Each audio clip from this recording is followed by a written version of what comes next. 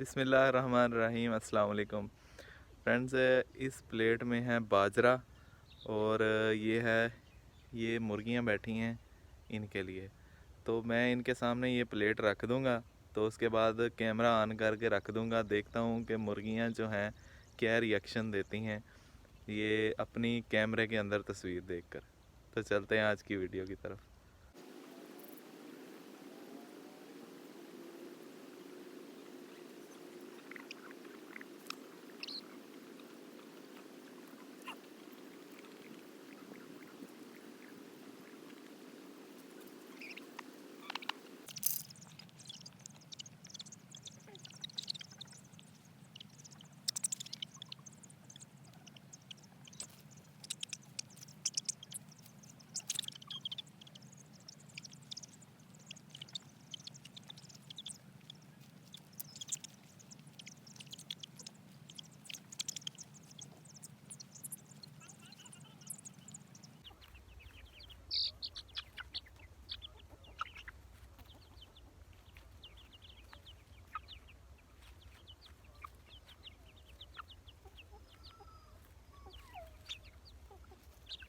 यार वो ਜਿਹੜਾ ਹੈਗਾ ਪਰੇ ਨਾ ਹੈਗਾ, ਮੈਂ ਉਹਦੇ ਕੋਲੋਂ ਜਾਪਾਨੀ ਜਿਹੜੀ ਪਹਿਲੇ ਸੀ ਉਹਦਾ ਵੀ ਖਲਵਾਇਆ ਸੀ, ਤੇ ਉਹਨੇ ਉਹਦੇ ਤੋਂ ਕੈਮੀਕਲ ਜਿਹਾ ਹੁੰਦਾ, ਪਤਾ ਨਹੀਂ ਤੇਜ਼ਾਬ ਹੁੰਦਾ, ਉਹਨੂੰ ਪਾ ਕੇ ਰੱਖ ਦਿੰਦੇ ਅੱਧਾ ਘੰਟਾ। ਉਸ ਤੋਂ ਬਾਅਦ ਵਾਸ਼ ਕਰਦੇ ਨੇ, ਬਿਲਕੁਲ ਸੈੱਟ ਹੋ ਗਈ ਸੀ ਐਵਰੇਜ ਸਾਰਾ।